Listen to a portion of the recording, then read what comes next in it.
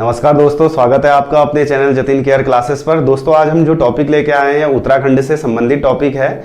और दोस्तों ये टॉपिक काफ़ी इंपॉर्टेंट टॉपिक है। इससे रिलेटेड पेपरों में, उत्तराखंड से संबंधित पेपरों में यूके पीएससी और यूके ट्रिपल एससी में क्वेश्चन देखने को जरूर मिलते हैं। तो दोस्तों ये टॉपिक है आज का, उत्तराखंड की जनजातियां। उत्तराखंड की जनजातियां दोस्तों, जन से तात्पर्य होता है लोग, जातियों से तात्पर्य होता है समूह, अर्थात लोगों का समूह।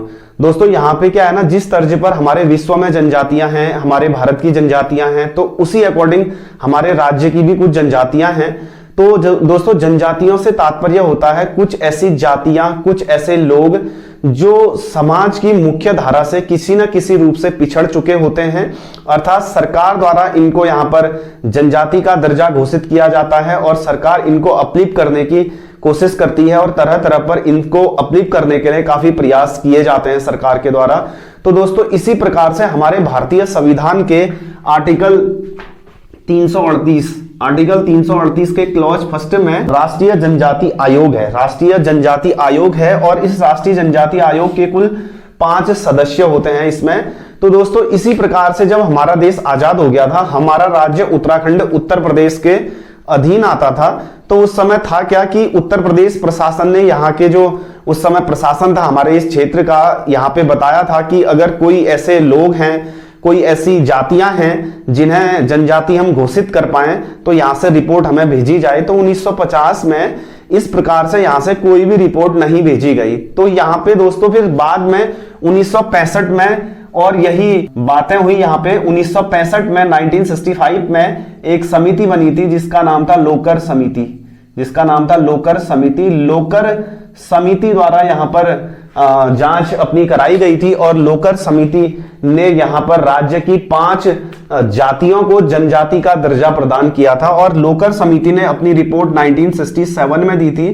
तो इन्होंने हमारे राज्य की 5 जातियों को जनजाति का दर्जा दिया। तो दोस्तों जो ये 5 जातियां हैं, यह जातियां हैं, पहली जो जाति है हमारे यहाँ जनजाति है यह थारू है और दूसरी जनजाति है जौनसारी। थारू और दूसरी जनजाति है हमारी जौनसारी। और तीसरी जो जनजाति है यह जनजाति है भोटिया। यह जनजाति है भोटिया। और चौथी जनजाति है यहाँ पर जिसको हम कहते हैं बोक्सा, या इस जनजाति का नाम है बोक्सा। और 5वीं जो जनजाति है हमारे यहाँ, यह जनजाति है राजी। तो दोस्तों हमारे राज्य में कुल 5 जनजातियां वर्तमान में हैं। और इसके अतिरिक्त दोस्तों एक जाति और है जो हमारे पौड़ी जनपद में निवास करती है, और पौड़ी जनपद में निवास करती है, इसका नाम है राठी। और यहाँ पे 2016 में इस जनजाति के विकास हेतु सरकार द्वारा राठ विकास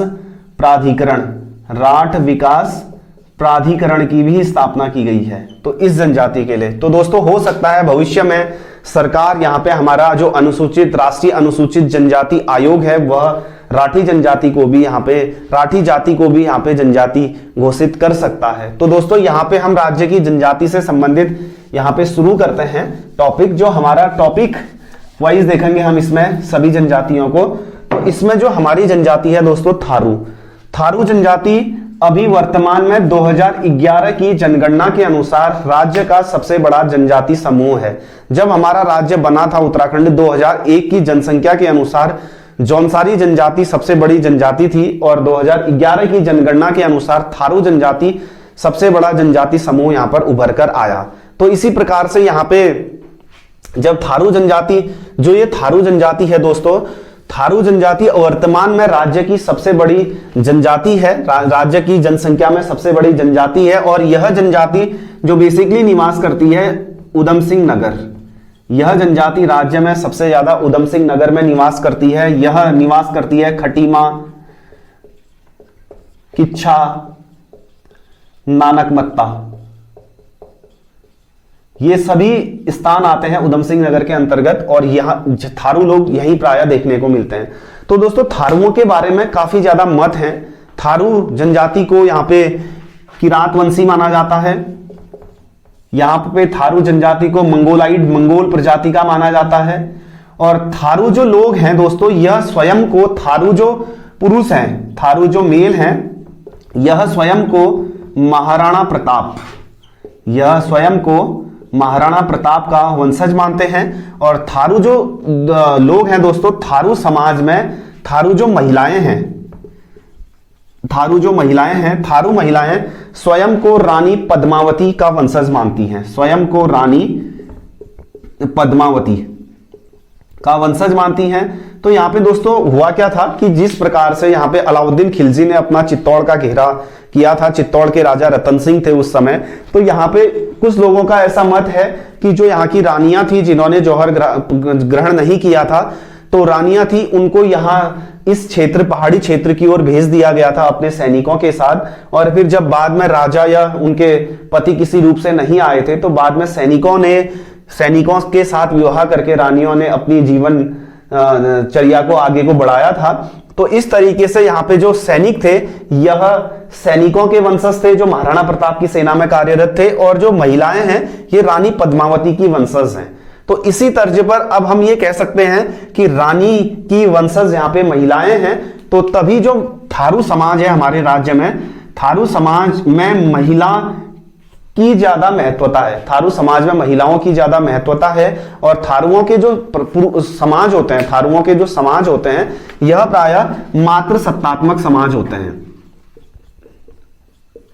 थारुओं के समाज मातृ सत्तात्मक समाज होते हैं, अर्थात इनके समाज में माता प्रधान होती है, इनके समाज में परिवार की जो प्रधान होती है वह माता होती है। तो एक नंबर का क्वेश्चन आता है, निम्नलिखित में से राज्य की वह जनजाति जिनके समाज मातृ सत्तात्मक समाज है, यह जनजाति है थारू जनजाति।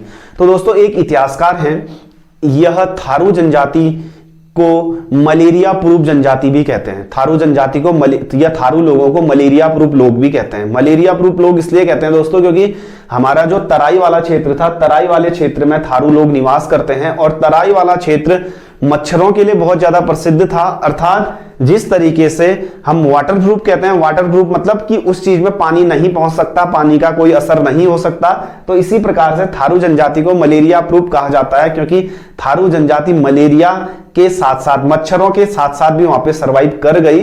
तो इस प्रकार से दोस्तों इन्हें मलेरिया प्रूफ जनजाति के नाम से जाना जाता है। तो ये तो बात थी दोस्तों थारू जनजाति। और थारू लोग दोस्तों, काफी इतिहासकार ये बताते हैं कि थारू जो लोग थे ये थार मरुस्थल राजस्थान से आए थे, तब इन्हें यहाँ पे थारू कहा गया। और थारुओं के समाज में दोस्तों यहाँ पे होता क्या है कि मदिरा का कुछ ज्यादा ही महत्व होता है। तो इसलिए जैसे थारू है, तो थारू शब्द की उत्पत्ति कई लोग कहते हैं दारू से बनी थी। थारू शब्द की जो उत्पत्ति हुई थी यह दारू से हुई थी, क्योंकि थारू लोग मदिरा सेवन में काफी ज्यादा इंटरेस्टेड रहते हैं, और इनके यहाँ मदिरा, थारू लोगों के यहाँ दोस्तों मदिरा का बहुत ज्यादा प्रचलन होता है। इनके यहाँ जो घर में चावल से मदिरा बनाई जाती है उसको कहा जाता है जाड़, उसको कहा जाता है जाड़, और यह लोग इसका सेवन करते हैं। दोस्तों इनके यहाँ जैसे क्या होता है ना, न्याय होता है, न्याय जैसे इनका न्याय होता है, इनकी जो अपनी पंचायत होती है, पंचायत थारू लोगों की अपनी पंचायत होती है, पंचायत को यहाँ पे प्रायः विरादरी कहा जाता है, पंचायत को यहाँ पे विरादरी कहा जाता है। काफी लोगों से मिलकर यह पंचायत बनती है। तो ऐसा माना जाता है कि जब इनके यहाँ किसी चीज से रिलेटेड कोई डिसीजन दिया जाता है, तो उस समय भी जो यहाँ पे पंचायत के सदस्य होते हैं वो प्रायः मदिरा पान का सेवन करते हुए यहाँ पे डिसीजनों को देते हैं। तो दोस्तों थारू जो लोग हैं, और थारू लोगों के बारे में ये कहा जाता है कि जैसे इनके समाज होते हैं, इनके समाज यहाँ पे प्रायः मातृ सत्तात्मक समाज होते हैं। मातृ सत्तात्मक समाज इसलिए भी होते हैं क्योंकि इनके यहाँ महिलाओं की संख्या पुरुषों की तुलना में काफी कम है। इनके यहाँ महिलाओं की संख्या पुरुषों की तुलना में काफी कम है। और दोस्तों ये भी यहाँ पे कहा जाता है कि जो थारू महिलाएं होती हैं यह थारू पुरुषों की तुलना में ज्यादा सुंदर होती हैं। थारू महिलाएं थारू पुरुषों की तुलना में ज्यादा सुंदर होती हैं। तो इस प्रकार से दोस्तों, और इनकी संख्या भी बहुत कम है, इनकी संख्या भी यहाँ पे बहुत कम है। और थारू लोगों का जो समाज होता है दोस्तों, इनके यहाँ जब वैवाहिक संबंध स्थापित होते हैं ना, इनके जब यहाँ पे विवाह होते हैं, तो इनके यहाँ विधवा विवाह भी प्रचलित है, विधवा विवाह भी प्रचलित है। और विधवा विवाह दोस्तों यहाँ पे प्रायः दो प्रकार का होता है। थारुओं का जो विवाह होता है यह प्रायः दो प्रकार का होता है। विवाह विधवा विवाह, इनके यहाँ विधवा विवाह का भी प्रचलन है। और विधवा विवाह प्रायः इनके यहाँ दो प्रकार से होता है। एक प्रकार को बोला जाता है चुटकटा, और दूसरे विवाह को बोला जाता है उठान। और ये दोनों टाइप्स हैं विवाह के, विधवा विवाह के। अब यहाँ पे जो दोस्तों जो चुटकटा विवाह होता है, चुटकटा विवाह में जैसे किसी महिला के पति का देहांत हो गया है, अर्थात वह महिला शादी करना चाहती है, जिस पुरुष से वह शादी करेगी उस पुरुष को अपने घर में लाएगी चुटकटा विवाह प्रथा के दौरान। और यहाँ पे जो उठान विवाह होता है, इसमें जब किसी विधवा महिला का विवाह होगा तो वो अपने घर में न रहते हुए उस पुरुष के साथ जिसके साथ उसका दूसरा विवाह होगा उसके घर जाती है। और दोस्तों इस विवाह प्रथा के दौरान क्या होता है ना, जैसे जिस विधवा लड़की का विवाह होगा, जिस विधवा लड़की का विवाह होगा, उसके पिता प्राय अपने जो बिरादरी के लोग होते हैं उनको एक भोज करवाते हैं जिसको कहा जाता है लठ भरवा भोज, जिसको कहा जाता है लठ भरवा भोज। लठ भरवा भोज प्राय किन लोगों में होता है पूछेगा, लठ भरवा भोज यहाँ पे थारुओं में होता है, लठ भरवा भोज यहाँ पे थारुओं में होता है। तो दोस्तों इनके समाज में महिलाओं की स्थिति काफी अच्छी है और महिलाओं की स्थिति बहुत अच्छी है इनके समाज में। और इनके यहाँ जो तलाक का अधिकार होता है, इनके यहाँ जो तलाक देने का, अगर अपने पुरुष के साथ अच्छे से कोई चीज नहीं बनती है, पुरुष से यहाँ पे अगर पृथक हुआ जा रहा है, तो तलाक का अधिकार भी दोस्तों यहाँ पे महिलाओं को होता है। और यह लोग तलाक के लिए प्राय उरारी शब्द का प्रयोग करते हैं। तलाक के लिए यह जिस शब्द का प्रयोग करते हैं उसे कहा जाता है उरारी शब्द, उरारी। तो दोस्तों थारुओं की अगर हम बात करें, थारू लोग जो अपनी आजीविका चलाते हैं, थारू लोग काफी सीधे साधे लोग होते हैं दोस्तों। थारू लोग यहाँ पर जैसे कृषक का कार्य करते हैं, कृषि, थारू लोग यहाँ पे कृषि का कार्य करते हैं और यह पशुपालन का कार्य करते हैं। कृषि और पशुपालन में थारू लोग काफी निपुण होते हैं और इस प्रकार से यह लोग कृषि और पशुपालन के माध्यम से अपनी आजीविका चलाते हैं। वर्तमान में इनके यहाँ जो विवाह प्रणाली है दोस्तों, इसको प्राय 3 तिकड़ी कहा जाता है, इसको प्राय 3 तिकड़ी कहा जाता है। और प्रारंभ में इनके यहाँ जो विवाह प्रथा होती थी यह प्राय बदला विवाह प्रथा होती थी, बदला विवाह प्रथा। बदला विवाह प्रथा में क्या होता था, लोगों का आदान प्रदान होता था। अब इनके यहाँ जैसे लड़कियों की कमियां होती हैं थारू समाज में, तो इनके यहाँ क्या होगा, जैसे किसी पुरुष का विवाह किसी लड़की से होगा तो वहां पे ये डील तय की जाती है कि हम आपके घर में लड़की देंगे और लेकिन आप भी हमारे लिए लड़की देंगे, अपने घर से लड़की देंगे, या अपने घर से नहीं देंगे तो हमारे लिए आप लड़की कहीं ना कहीं से अरेंज करेंगे, जिस विवाह प्रथा को बोला जाता है बदला विवाह प्रथा। तो दोस्तों इनके यहाँ जैसे शादी पक्की हो गई ना, जैसे शादी पक्की हो गई तो इस प्रथा को यहाँ पे प्राय पक्की पौड़ी कहा जाता है।